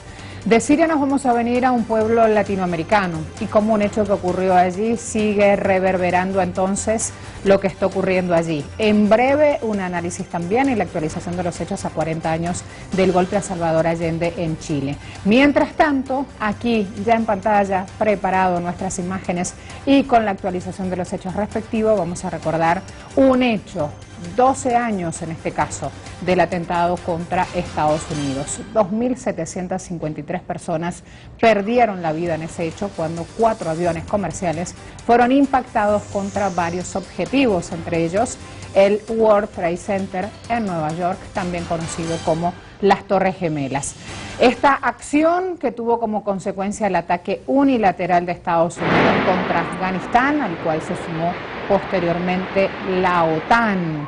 Allí entonces ese momento en imágenes y nos vamos a preparar para ir con nuestra compañera de tareas en Estados Unidos que nos va a dar más detalles de esa conmemoración y cómo esos ecos aún siguen resonando. Hola, muy buenos días. Estados Unidos conmemorará hoy 12 años de los atentados del 11 de septiembre del 2001 y lo hace con el Congreso y la opinión pública polarizados sobre la situación en Siria. Recordemos que fueron los atentados del 11 de septiembre contra las Torres Gemelas y también el Pentágono los que desataron la lucha global que lidera Estados Unidos contra el terrorismo. Por ello, como en cada aniversario del 11 de septiembre, el gobierno federal emitió alertas a las agencias policiales, pese a que no hay indicios de amenazas concretas. Hoy en Nueva York volverá a recordar los nombres de los fallecidos bajo un fuerte dispositivo de seguridad. Autoridades y familiares de las víctimas se congregarán en la zona cero, donde se encontraban las torres del World Trade Center. También es importante mencionar que la ceremonia dará inicio a las 8:46 de la mañana, hora en la que el primer avión se estrelló contra la Torre Norte. Habrá también un minuto de silencio en el Memorial Plaza para honrar a las víctimas. Sin duda, hoy es un día de recordación triste para miles de familias estadounidenses y de otras naciones y también un día que cambió la historia de este país y del mundo. Nosotros estaremos llevando los detalles de esta ceremonia y las reacciones de los familiares de las víctimas en nuestros próximos informativos. Muy buenos días. Muchas gracias, Karina Cartagena estaba allí con nosotros llevando adelante esa conmemoración y cómo Estados Unidos está en este día esperando esas distintas actividades en la jornada. Ahora nos vamos a ir a Colombia porque la Federación Colombiana de Trabajadores de la Educación, FECODE, y también el gobierno firmaron un acuerdo que puso fin a un paro iniciado el día de ayer. De inmediato a la nación colombiana tenemos a nuestros compañeros de tarea ya listos. Allí van a estar entonces para reportarnos lo que ocurre en esa nación. Eran los docentes, ahora nos vamos a los estudiantes. Tenemos a Milton Henao y a Paul Bacarés desde Suelo Caliente, Suelo Colombiano. Compañeros, bienvenidos a ambos. Milton, contigo primero. hacer ese contacto contigo. Pues efectivamente en las horas de la noche, más o menos a eso de las 9 horas aquí de Colombia, se realizó este acuerdo entre la Federación Colombiana de Educadores de Colombia y el presidente Juan Manuel Santos para conjurar la crisis que se vive en ese sector y que bueno, que también se sumaron a este paro nacional que se realiza por diversos sectores aquí en Colombia. Cabe aclarar que hoy a las 3 de la tarde habrá una reunión en pleno de la Junta Directiva de FECODE para definir si esos acuerdos que se aprobaron anoche con el gobierno nacional puede proceder a levantar el paro o la toma a Bogotá que se tiene programada para el día de mañana. Se van a consultar con las bases para definir si los acuerdos pues solucionan definitivamente la crisis que hay en este sector. Pero como tú lo mencionabas anteriormente, más sectores cada vez se suman a este paro nacional. En el día de hoy se realizará por parte de la Mesa Nacional Amplia Estudiantil, la MANE, que congrega más bien los estudiantes universitarios. Hoy ellos van a realizar a partir de las 6 de la tarde una marcha de antorchas y también una cadena humana, en principio para pedir al gobierno que se solucione su pliego único de peticiones que también tienen y por otro lado respaldar este paro nacional agrario y popular. Y bueno, será el preámbulo de una marcha que realizarán mañana por las principales calles de Bogotá, como también la presentación del proyecto alternativo de la Ley de Educación Superior. Recordemos que estos estudiantes universitarios marcharon el año anterior rechazando la Ley 30 que pretendía privatizar la poca educación pública que hay en Colombia y ahora ellos han elaborado su propio proyecto. Y bueno, la agenda mañana también estará amplia en este sentido, porque recordemos que mañana se realizará la cumbre campesina, comenzará también el pacto horario por parte del presidente Juan Manuel Santos, se presentará este proyecto de ley alternativo por parte de los estudiantes universitarios y está por definirse si los docentes van a realizar la toma que tenían programada previo a este acuerdo que se ha realizado por parte del gobierno nacional y esa junta directiva de FECODE que, como decimos, hacemos énfasis, se van a reunir hoy para definir si van o no a esta toma que realizan desde el día de ayer. Milton, te pido que me des unos segundos nada más para darle la bienvenida a Paul Bacarés también en Popayán. Ya hay un acta de buena voluntad allí en marcha, por lo tanto veremos si los campesinos, Paul, están de lado y lado ya desbloqueando las vías. Adelante, compañero, bienvenido. Muy buenos días para usted, Marcela, para Milton, para todos los televidentes en América Latina y en el mundo. Nos encontramos aquí en la ciudad de en el departamento del Cauca, donde, como usted lo recuerda, se reunió el vicepresidente Angelino Garzón con los líderes campesinos y llegaron a un acuerdo. Ellos, en un gesto de solidaridad, han dicho que desbloquearon las vías y realmente ya se ha cumplido.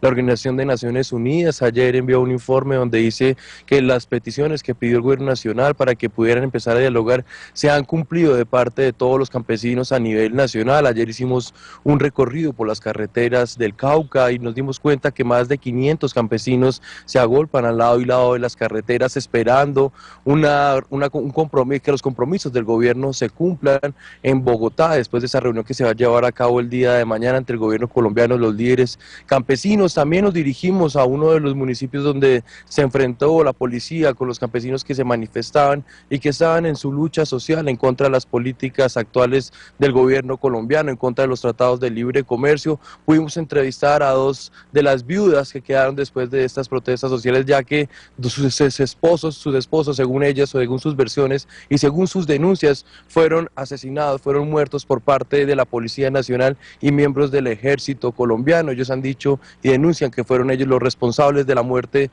de estos dos campesinos. Hablamos con ellos, estuvimos en el sitio y pues hay mucho temor de parte de esta comunidad de Leyva, allá en el departamento de Nariño, pues porque los enfrentamientos fueron muy cerca entre el departamento del Cauca y el departamento de Nariño. Ellos han manifestado que aquí las protestas en Colombia matan, Marcela. Es así, por ello también la importancia de las garantías jurídicas que están exigiendo en todos los puntos de territorio colombiano a las personas que están participando de este paro. Compañero, muchas gracias. Allí tenemos aún en imágenes para esta despedida a Milton Henao, también a Paul Bacarés, territorio colombiano. Sigue adelante. Han escuchado hace instantes el reporte de ambos compañeros, sigue adelante el paro nacional agrario y las conversaciones. Y lo que ocurre, usted lo está viendo en pantalla de Telesur. Desde aquí le vamos a proponer hacer una pausa. Mientras tanto, en breve nada más vamos a seguir desplegando otras informaciones en nuestra agenda abierta. Hoy un día muy especial, recordemos, para la nación chilena. A la hora de hablar del legado de Salvador Allende vamos a tener muy presentes lo que está ocurriendo en esa nación chilena, donde los estudiantes hace tiempo ya se han adueñado de las calles y piden justamente que se aplique eso con lo que soñó Allende para su país: educación, simplemente educación. Pausa y volvemos.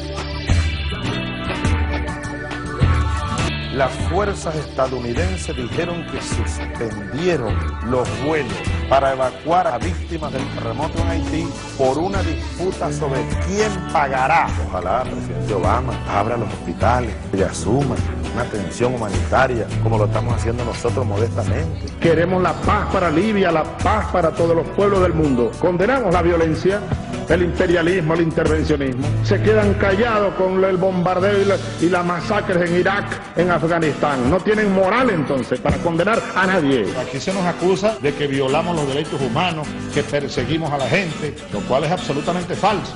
Y ahí está el reconocimiento que nos ha dado el mundo. Felicitaciones a nuestra amada Venezuela. Nuestro comandante nunca morirá.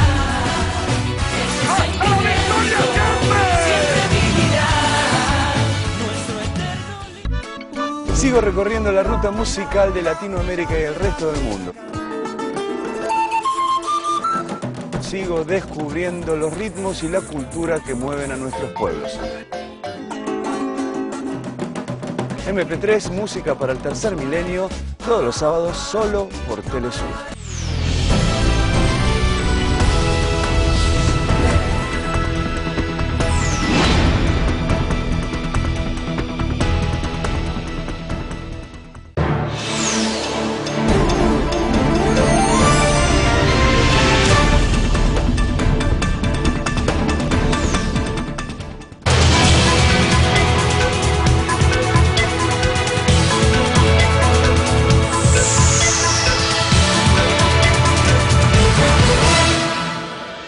Gracias por seguir con Telesur. Veíamos mucha información en el primer bloque de la agenda abierta. Vamos a continuar con Marcela Heredia. Marcela, no dejan de impactarme las imágenes que repasamos hace unos minutos del atentado contra las Torres Gemelas aquel 11 de septiembre. Paradójicamente, recuerdo que ese atentado fue atribuido a Al-Qaeda.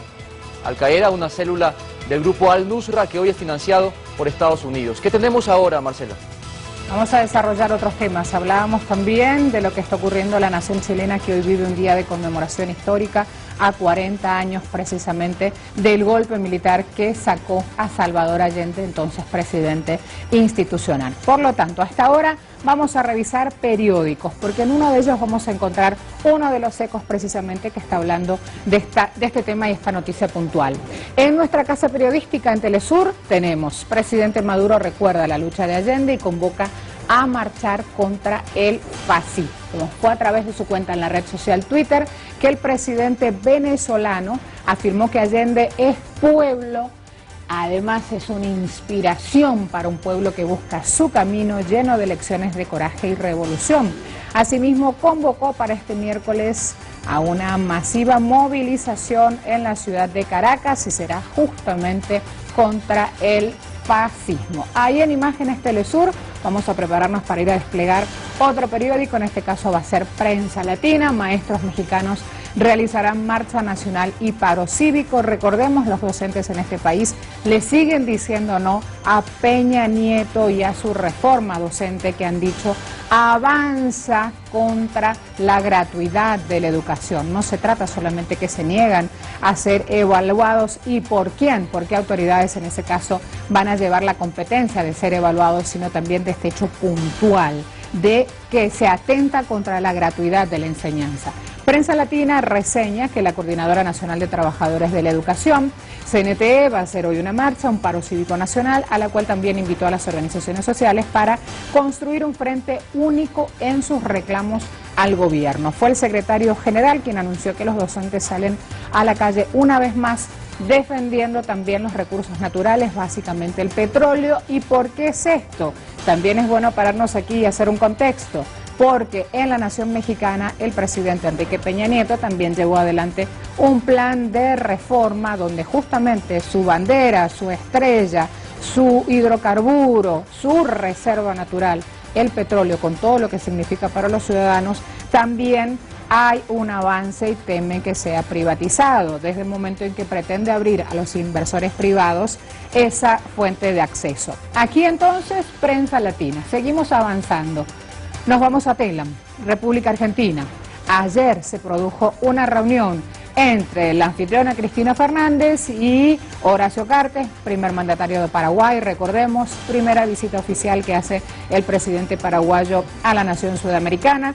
Cristina afirmó que la visita de Cartes significa la restitución de Mercosur. Esto fue una reunión en la Casa Rosada. Sin embargo, vamos a estar atentos también a las repercusiones en la nación paraguaya de esta visita que hizo Horacio Cartes, que prefirió, de hecho, asumir una postura un poco más cauta, vamos a llamarla así.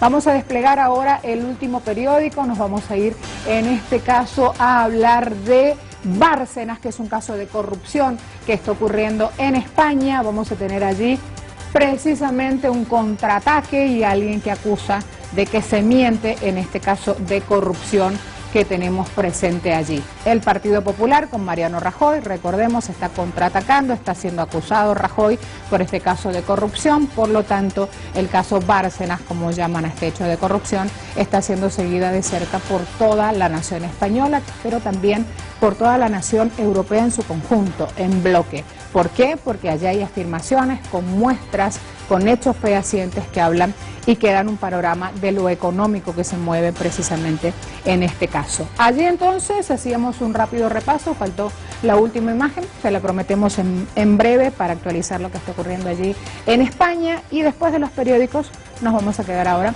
con otras informaciones. Veamos en este caso cómo el presidente del Consejo de Ministros, Juan Jiménez, se reúne con los líderes del movimiento Fuerza Popular, esto es, del expresidente Alberto Fujimori, en su diálogo con la oposición. Esto como parte de un esfuerzo que hace Ollanta Humala de dialogar con las fuerzas políticas que están haciendo vida también en el país, un diálogo que ha sido sumamente resistido, de allí la importancia de recibir hoy a los representantes fujimoristas. Tenemos entonces, está lista nuestra compañera de tareas, Verónica Insausti, desde Lima, nos va a ampliar más detalles de lo que implica este momento político y este encuentro para la nación peruana. Bienvenida, adelante Verónica. Más detalles de lo que implica este momento político y este encuentro para la nación peruana. Bienvenida, adelante. Buenas, Marcela, ¿cómo está? Mucho gusto de estar en Agenda Abierta. Así es, Fuerza Popular ha sido pues el último de los partidos políticos en nuestro país que se ha reunido con el gobierno. Ya se reunió anteriormente el partido aprista con Alan García a la cabeza, también estuvo el partido Somos Perú, Solidaridad Nacional, el Partido Popular Cristiano y el Frente Amplio, que es la unión de diferentes representantes de la izquierda peruana que se reunieron el día antes de ayer. Ellos tuvieron uno de las propuestas más concretas para el gobierno, como por ejemplo cambiar la constitución actual de la época de Alberto Fujimori y cambiar también al actual ministro de Economía, pues tenía pues políticas neoliberales que iban en contra de las propuestas iniciales electorales de este gobierno de Ollanta Humala. Frente a eso, pues tanto la oposición como algunos representantes del gobierno salieron a criticar este tipo de propuestas por parte del Frente Amplio de Izquierdas, y bueno, sobre eso, pues el día de hoy, como inicialmente te comentaba, finalmente se van a reunir con los fujimoristas. Keiko Fujimori adelantó ya hace unos días que ella no va a estar presente en esta reunión con el primer ministro Juan Jiménez. Sin embargo, pues se vocea que están negociando su presencia en esta reunión que se va a dar a las 5 de la tarde, hora local. Queremos preguntarte también, Verónica, sobre este encuentro, las repercusiones en la sociedad peruana. Era algo que por un lado era pedido. A Ollanta Humala, por otro lado, también encontraba su resistencia, por lo que implica justamente para la sociedad pasar a oír a representantes de Alberto Fujimori en La Nación. ¿Qué se dice en ese aspecto, en ese sentido?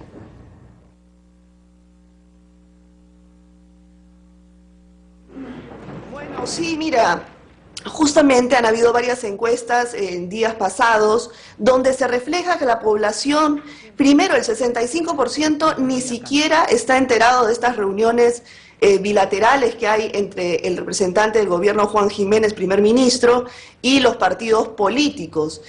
Muy poca gente le interesa, pues consideran, según estas encuestas, que lo que vaya a suceder, lo que vayan a concretar en dichas reuniones, no va a aportar directamente a los intereses de la población. De otro lado, también algunos analistas han salido a declarar que estas reuniones en realidad tienen agendas propias de cada partido político.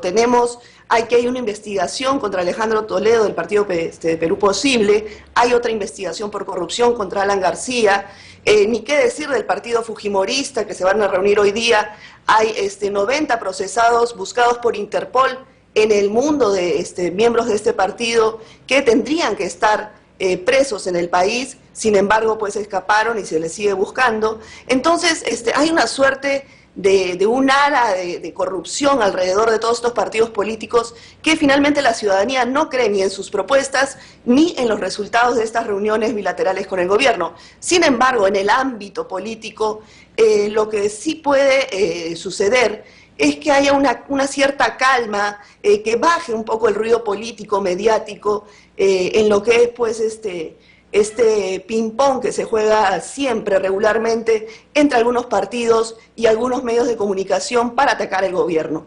En ese sentido, digamos que sí podrían servir estas reuniones bilaterales. Muchas gracias, Verónica, por la información. Estamos atentos allí a lo que ocurre. Vamos ahora a otro tema. Nos vamos a preparar para desplegar la información a 40 años del golpe de Estado que sacó del poder al entonces presidente institucional Salvador Allende. El pueblo aún pide verdad y justicia para las víctimas de la dictadura de Augusto Pinochet. Un hecho histórico, lo apuntábamos desde aquí, marcado por la violencia. ¡Viva Chile! ¡Viva Latinoamérica unida! Hay jóvenes viejos y viejos jóvenes, y en estos me ubico yo. Esos jóvenes viejos no se preguntan cuántas viviendas faltan en nuestros países, y a veces ni en su propio país. Hay muchos médicos que no comprenden que la salud se compra, y que hay miles y miles y miles de hombres y mujeres en América Latina que no pueden comprar la salud. De igual manera que hay maestros que no se inquietan, que haya también cientos y miles de niños y de jóvenes que no pueden ingresar a las escuelas. En América Latina hay más de 30 millones de cesantes absolutos y la cifra se eleva por sobre 60 millones, tomando en consideración aquellos que tienen trabajos ocasionales. Para que termine esta realidad brutal se requiere un profesional comprometido con el cambio social. Se necesitan profesionales que no busquen engordar en los puestos públicos, en las capitales de nuestras patrias.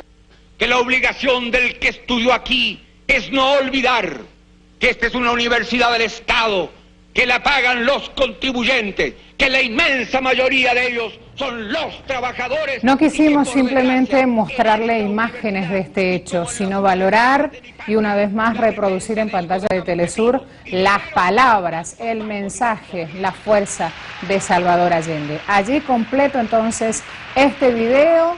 Vamos a seguir viendo estas imágenes y con esas palabras de Salvador Allende revalorizando a la nación, al pueblo, a la economía y con todos esos planes que tenía adelante en marcha para el bienestar de sus ciudadanos. Vamos ahora a obtener a esta hora información con Raúl Martínez, que está en La Nación Chilena, en la capital. Raúl, adelante, para hoy hay una larga jornada de trabajo, hay una policía que sigue con la historia de Pinochet encima, claro, hablamos de los carabineros y esa historia, y allí Chile está demandando hoy no a la impunidad, sí a la verdad histórica. Hablemos de esa jornada de este día. Raúl, adelante. Buenos días, Marcela. Esta jornada ha comenzado con unas ocupaciones por parte de estudiantes de al menos 7 colegios en memoria de aquellos jóvenes que fueron asesinados por los militares en las horas posteriores al golpe de Estado que, como recordemos, incluyó el bombardeo del Palacio de la Moneda con el presidente Salvador Allende resistiendo a esta asonada del fascismo que encabezó Augusto Pinochet. Los estudiantes han comenzado desde muy temprano las movilizaciones y también llevaron una ofrenda floral a un costado del Palacio de la Moneda, ahí donde está el monumento al presidente Salvador Allende, en donde también van a llegar organizaciones de derechos humanos, la Asamblea por los Derechos Humanos precisamente, y también organizaciones políticas y sindicales, para recordar esto, lo que decía la palabra de Salvador Allende, como lo veíamos en las pantallas de Telesur, en ese recuerdo del discurso de la Universidad de Guadalajara, que tanto marcó a muchas generaciones de latinoamericanos. Hoy día los chilenos, como tú decías, exigen además verdad, justicia y también juicio a quienes cometieron las atrocidades a derechos humanos después del golpe de Estado el 11 de septiembre de 1973, una jornada que va a culminar entrada la noche en el Estadio Nacional, que fue convertido en el principal campo de concentración después del golpe de Estado, con un velatón por parte de familiares de ejecutados políticos y detenidos desaparecidos. Marcela. Muchas gracias, Raúl. Allí entonces planteado esta jornada y este día de trabajo en la nación chilena, como ya tenemos listo y podemos dar paso al análisis, Raúl, vamos a dejarte para dentro de un ratito y continuar estas actualizaciones de los hechos. Vamos a dar en este momento espacio ya a nuestro análisis. Está listo, por supuesto, desde la nación chilena el señor Miguel Urrutia. Él está trabajando en la Universidad Nacional de ese país, es sociólogo, por lo tanto, al ser un académico vamos a abordar otras aristas en este análisis justamente. ¿Por qué decimos esto, Miguel? Porque hay cosas que hasta ahora no se han hablado 40 años después del golpe que sacó a Salvador Allende de la presidencia de Chile. Bienvenido con este análisis, comencemos viendo esas cosas de las cuales aún no se habla ni tampoco se sana. Bueno, muchas gracias por la ocasión de compartir con usted y a través de un medio que, según yo lo comprendo, tiene un carácter latinoamericano y que es precisamente lo que a mí más me interesa de esta fecha en la cual nos encontramos muy conmocionados en Chile, pero precisamente por las cosas de las que aún en Chile no se puede hablar. Yo considero que los aprendizajes de este proceso chileno se han hecho más bien en el resto del continente más que en Chile. De alguna medida el resultado del gobierno de Allende, la manera de movilizar a las masas, la manera en que el pueblo chileno se está organizando para defender al gobierno, ha sido capitalizado fuera de nuestro país. Yo creo que muchos de los procesos que hoy día nos atraviesan, como formación de nuevos movimientos sociales en América Latina, de figuras de poder popular, están montados sobre esta experiencia. Ahora, evidentemente que en Chile hay temas pendientes que tienen que ver sobre todo con la justicia, como he escuchado que ustedes ya lo han planteado ahí, como Raúl lo decía también, pero yo en particular, siendo un académico, me dedico a algunas áreas más específicas, digamos, de los olvidos en torno al golpe del 73, y aunque sea un poco enojoso, yo trabajo también en algunos silencios que mantiene nuestra izquierda chilena respecto del acontecimiento del golpe. Estamos en un periodo en que se han pedido muchos perdones, que yo considero un tanto vacíos en el caso chileno, y la izquierda en particular no ha analizado en profundidad la derrota que ello implicó. Incluso este centramiento en la figura personal del heroico presidente Allende es de alguna manera un déficit también respecto al proceso. El golpe fue dado principalmente contra un nivel de avance en la efectiva soberanía popular de los chilenos. Creo que eso es lo que fue atacado fundamentalmente. Ni siquiera un programa de gobierno que no necesariamente era del todo anticapitalista, sino que lo que asustó a los sectores dominantes chilenos fue que por primera vez en la historia de Chile el pueblo pudiese decidir por sí mismo e incluso equivocarse por sí mismo. Y ese es el ejemplo que no hemos retomado. Hemos entrado en un proceso democrático que tiene sus avances, en fin, pero en donde lo que sigue negada es esa posibilidad de una soberanía popular efectiva. Esta democracia, si cabe llamarla así, es la que actualmente tenemos en Chile, que tiene algunos progresos, se amplían los niveles de consumo, por ejemplo, pero lo que está absolutamente estancado es la posibilidad efectiva de que el pueblo de Chile decida sobre su destino. Ahora, ahí es muy importante quedarnos, Miguel, y detenernos para seguir este análisis. Y vienen dos preguntas ligadas. ¿Por qué entonces no se retomó este avance y esta continuación a la hora de repensar el legado de Allende? Y también algo que decía antes, ¿por qué sus ideas y este legado y esta siembra prendió en otros puntos de Latinoamérica y no en la propia nación chilena? ¿Allí hay puntos de conexión entre esos dos temas? Miguel. Sí, hay cosas que son comprensibles, digamos, el golpe es muy profundo, es un golpe muy técnico. ¿A qué me refiero con que es un golpe muy técnico? Se habla de 3.000 víctimas, detenidos desaparecidos en el caso chileno, contra, por ejemplo, 30.000 en el caso argentino. Sin embargo, el problema no es de la cuantía de los montos de los detenidos desaparecidos, sino que en el caso chileno se hizo con un criterio científico, se hizo con un criterio de golpear la conciencia o la subjetividad de las masas, de infundir un terror profundo que no hemos analizado suficientemente. Ese terror está incluso convertido en un sentimiento de culpa de los sectores de izquierda y progresistas chilenos. Incluso los sectores revolucionarios, en la Chava Nacional lo así, los sectores de izquierda revolucionaria también son víctimas de ese sentimiento de culpa, se procesa de otra manera. Los sectores revolucionarios lo procesan en términos de no aceptar que fueron derrotados, y eso es un gran impedimento para los avances estratégicos de un proceso latinoamericanista, verdaderamente democrático, puesto que si no reconocemos un instante de derrota, si no lo analizamos concienzudamente, como me parece que sí lo hizo el presidente comandante Chávez, ¿no? Creo que él, sin la fanfarria de la intelectualidad, procesó muy bien lo que había significado la derrota del proceso chileno, aceptó, no hay que avergonzarse de que el proceso revolucionario chileno fue derrotado, porque es la única manera de poder enseguida remontar las condiciones de esa derrota. Por eso es que algunos sectores en Chile, tanto desde el punto de vista intelectual como político, le prestamos mucha atención al proceso bolivariano, porque nos parece que allí se han sacado cuentas que nosotros no hemos tenido el valor de sacarlas. Sencillamente puedo decir que es eso, que también es un problema de valor, de valentía, de coraje. No quiero con esto autoflagelar a nuestro campo revolucionario chileno, pero sí decir que el golpe es demasiado profundo, que no es solamente un golpe que afecta el cuerpo físico de nuestros detenidos desaparecidos, sino que afecta la moral e incluso la lucidez de nuestros sectores revolucionarios y de izquierda.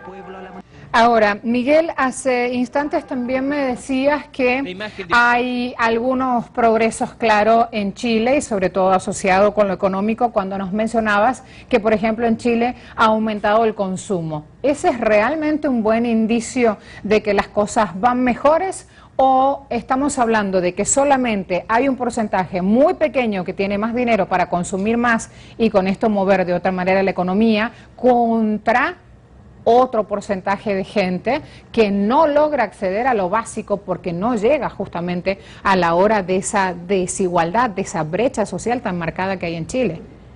Miguel. Mire, no quiero polemizar con el análisis que usted hace, pero se lo digo con toda sinceridad, me parece que parte de nuestra cobardía como izquierda tiene que ver con intentar una lectura relativamente fácil de estos progresos, entre comillas, que tiene Chile. Por ejemplo, decir que solo se concentran en sectores de élite. Eso, permítame decirlo, y no con esto me estoy amigando con el régimen neoliberal que impera en Chile, pero permítame decirle que no es así. O sea, las masas también han accedido a niveles de consumo que de alguna manera justifican la cierta resignación con la cual enfrentan una carga de sobreexplotación que es enorme. Es decir, no se puede desconocer que hoy día la pobreza en Chile es distinta. Yo tenía 7 años cuando ocurrió el golpe de Estado, viví en dictadura y en Chile conocí lo que es el hambre, la falta de calzado, la falta de vestuario. Esas cuestiones hoy día no se conocen en Chile, otra pobreza. Pero digo yo que precisamente la perspectiva que habría que desarrollar desde la izquierda es poner muy fuertemente la idea de que todo progreso que hayamos tenido en este último tiempo se debe a la fuerza de los trabajadores. No son los economistas neoliberales los que han ampliado los márgenes de producción en Chile. Más aún, las condiciones fundamentales fueron puestas en el gobierno de Allende, que es la nacionalización del cobre. Si hoy día en Chile tenemos una pobreza menos descarnada que la que tuvimos hace 20, 30, 40, 50 años atrás, no se lo debemos en ningún caso a los arquitectos de este modelo neoliberal, sino que se lo debemos al esfuerzo redoblado de los trabajadores y trabajadoras. Ahora bien, esa riqueza está tremendamente mal distribuida y ese es el problema en Chile. Y ese es el problema que la izquierda tampoco se atreve a encarar. La izquierda se siente traidora en alguna medida cuando asume ideas como la que yo le estoy expresando, esta idea de que habría que reconocer que efectivamente hoy la pobreza es menos dramática que hace años atrás, pero la explotación en contrapartida es mucho más dramática, porque el margen de utilidad que crean los trabajadores y del cual se apropian los grandes empresarios y las empresas transnacionales en Chile es enorme. Es decir, hemos avanzado 5 kilómetros en calidad de vida, pero hemos producido, los trabajadores chilenos han producido lo necesario para avanzar 1000 kilómetros. ¿Quién se ha apropiado de esa diferencia? Las empresas transnacionales y los capitalistas chilenos, que hoy día son enormemente ricos para ser un país tan pequeño como lo somos. Yo creo que ese es el problema que hay que encarar. No debemos darnos respuestas fáciles también para analizar por qué la resignación ha cundido en Chile y por qué también hoy día esa resignación comienza a quebrarse. Hay que ver esto optimistamente también. No ha sido la izquierda intelectual ni la izquierda más organizada la que ha provocado este quiebre, sino que han sido las propias bases sociales, los movimientos juveniles sobre todo, que han logrado elaborar un nuevo tipo de lucidez, donde reconocen algunos avances, pero también se dan cuenta que lo que la sociedad chilena merece es mucho más, lo que el pueblo chileno merece es mucho más que simplemente una ampliación del consumo, que puedan ir una vez al mes a comprar zapatillas al mall, es una cuestión sinceramente ridícula, además al lado de los padecimientos que eso implica en términos de un régimen de trabajo que está horadando la calidad de vida de las personas en Chile. Ayer nada más lo conversábamos con algunos alumnos latinoamericanos que yo tengo y me decía que les es muy difícil a ellos que viven en Chile comunicarle a sus respectivos familiares la situación dramática que de todas maneras viven los trabajadores chilenos, porque lo que se ve de afuera es que incluso acá tenemos migrantes que envían remesas de dinero a Perú, a Bolivia, e incluso a Argentina. Entonces, claro, la imagen que se crea es, bueno, en Chile deben estar yendo muy bien las cosas, porque si hay otros migrantes latinoamericanos que trabajando allá son capaces de enviar dinero, bueno, debe ser porque Chile está funcionando muy bien. Entonces, lo que ellos mismos me decían como experiencia, bueno, lo que no se tiene en cuenta en esto es que la situación del inmigrante en Chile es muy particular. Es un inmigrante que justamente pierde su vida, digámoslo así. Trabaja, y por lo tanto el margen de riqueza que genera y que envía a su país y que se transforma en una especie de credencial de prestigio para la economía chilena es el resultado de esa hiperexplotación, de la cual también el trabajador chileno es parte.